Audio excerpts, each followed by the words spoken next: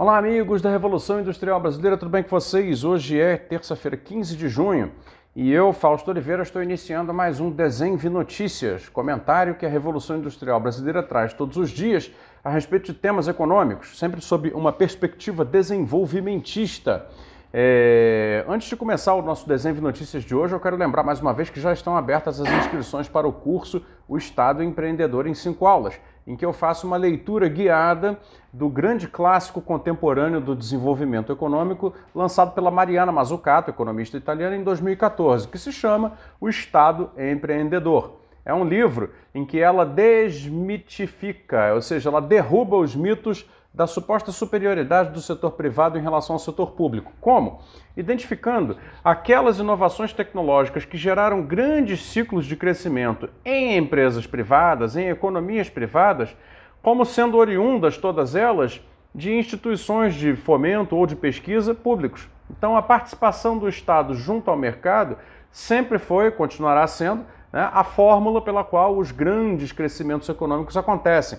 Mas acontece que nos últimos anos a gente deixou de perceber essa realidade que é histórica, que é óbvia, e passou a acreditar no fundamentalismo de mercado. E aí, a Mariana Mazzucato faz essa derrubada desse mito, e é por isso que eu escolhi o livro dela para ser o primeiro da série dos grandes clássicos em 5 aulas.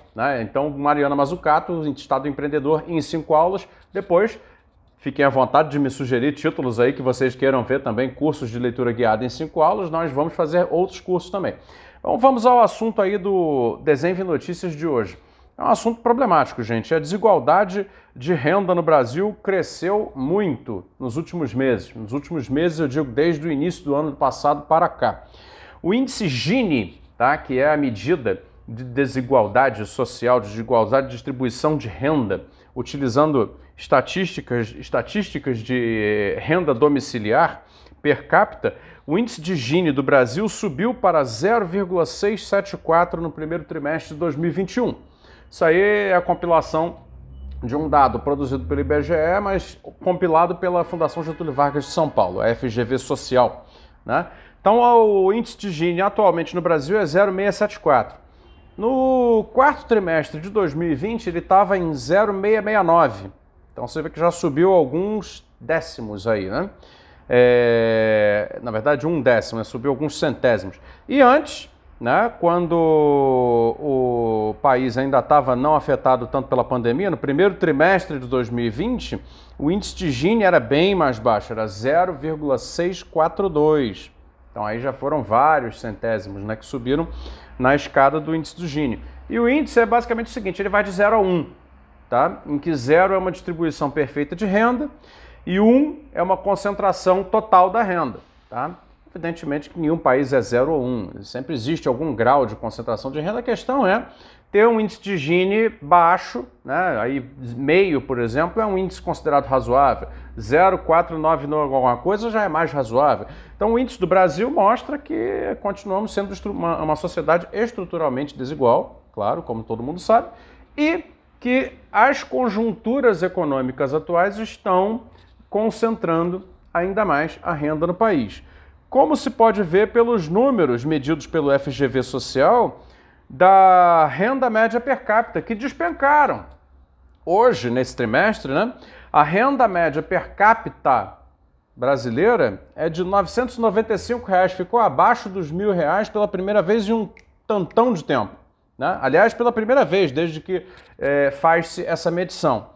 E o resultado, então, é 11,3% a menos do que a renda média recorde, que foi verificada em R$ 1.122, tempos atrás. Então, o fato é o seguinte, a verdade é que nem a renda média recorde era uma renda média digna. Então, por aí você já vê que o nosso problema estrutural de distribuição de renda é muito grande.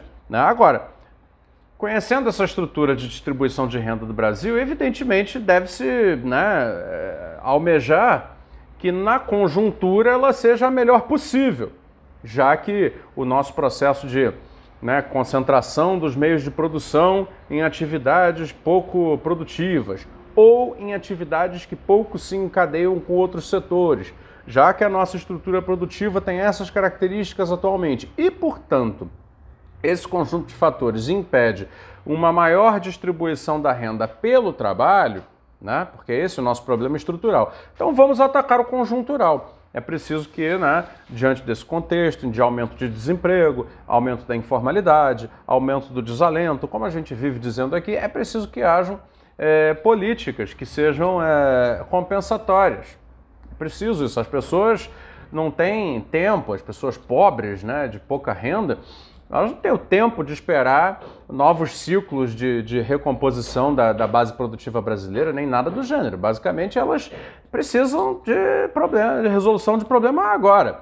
Então, assim, para as pessoas que vivem com essas rendas mensais médias, né, um auxílio emergencial, algum tipo de auxílio, bolsa, não sei das quantas, etc., faz sim muita diferença. Então é preciso que na conjuntura, né, o Brasil seja capaz agora de oferecer, estender uma mão, né? O governo federal tem lá os seus auxílios ainda em voga, ainda estão em vigência, só que eles estão reduzidos em relação àquilo que foi no ano passado. E isso, claro, vai ser insuficiente para diminuir ou reverter, né, o aumento do índice de Gini. É possível, eu não sou especialista nessa área, mas é possível, né, que no próximo trimestre o índice de Gini suba um pouco mais. Porque, no fim das contas, o nosso problema estrutural contamina o conjuntural. O nosso problema estrutural é a incapacidade da economia brasileira, por variadas razões, que eu sempre falo aqui, de voltar a crescer. Mas não é crescer com base em exportação de soja e minério de ferro porque o preço subiu e o dólar está alto, como foi esse primeiro trimestre, né? Que basicamente é um aumento de estoques. Né? Os estoques de riqueza, né, e os estoques materiais das empresas foram refeitos. Então, assim, isso é puramente ocasional, não dá nem para chamar de conjuntural, isso é ocasional, isso é episódico. Né? O crescimento que a economia brasileira tem que almejar é um crescimento sustentado de trimestre após trimestre, crescer 1%, 1,5%, e aí chegar, assim, até concluir anos após anos de crescimento de no mínimo 3,5% para 4%.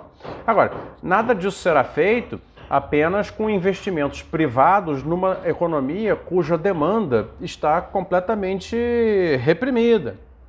Não é verdade?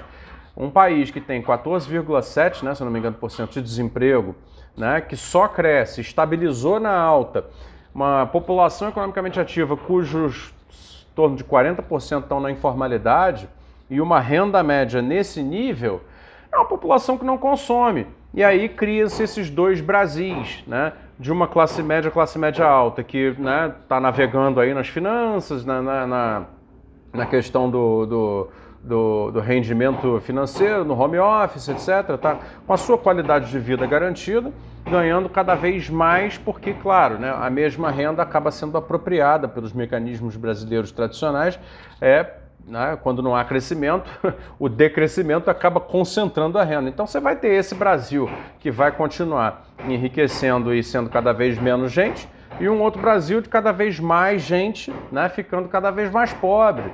E aí é o caso da gente se perguntar, porra, por mais que você esteja bem nessa situação, digamos que você esteja do lado daqueles que estão se dando bem, você considera isso legal, você considera isso bacana, você considera isso uma perspectiva de futuro razoável para a sociedade a qual você pertence, da qual você faz parte? Claro que não, né? Isso é uma evidência, é autoexplicativo que isso é uma bomba relógio. E aí o que acontece é que o Brasil precisa voltar a crescer, né? E por isso estimular as políticas de crescimento, manter políticas de crescimento. Isso não quer dizer estourar dívida, isso não quer dizer fazer nenhuma burrice, nenhuma estultice. Isso quer dizer simplesmente se comprometer novamente com o próprio crescimento, para que a geração de empregos possa começar a dar conta desse galho, né, completamente, né, problemático que a gente criou ao longo desses últimos meses da pandemia. No fundo, mesmo com os auxílios emergenciais, mesmo com o Pronamp, mesmo com todas essas políticas conjunturais que foram feitas no ano passado, o índice de Gini continuou crescendo, ou seja, a apropriação privada da renda continuou aumentando o fosso social. Então, o que é necessário? É necessário estabelecer uma outra dinâmica de crescimento, diferente dessa que temos. E essa dinâmica de crescimento só vai acontecer se o Estado induzi-la intencionalmente de uma outra maneira e ao mesmo tempo, porque vai precisar para fazer isso, né, refazer as cadeias produtivas que podem receber materialmente esses empregados, esses trabalhadores, né, e materialmente passar para essa massa de empregados, essa massa de trabalhadores, a uma parte maior da renda do trabalho socialmente produzido no Brasil. É isso, né? É fácil falar, difícil fazer, eu sei. Mas, enfim, a gente está aqui para debater, eu estou colocando aí aquilo que seria a receita para a gente sair desse atoleiro maluco, né, e ruim em que nós estamos. Era isso. Pessoal, convido a todos a olhar o link aqui do curso, então, o Estado Empreendedor em 5 aulas. Você vai se beneficiar muito se você fizer esse curso, você vai aprender pra caramba, vai qualificar o seu discurso, o seu vocabulário pelo desenvolvimento, tá? É como ler o livro, embora não substitua ler o livro, mas é como ler o livro comigo em 5 aulas com área de comentário, que você pode ir lá me chatear, dizer que eu estou errado, dizer que eu estou certo, falar alguma coisa, sugerir outros temas, tá bom? É isso, obrigado, valeu!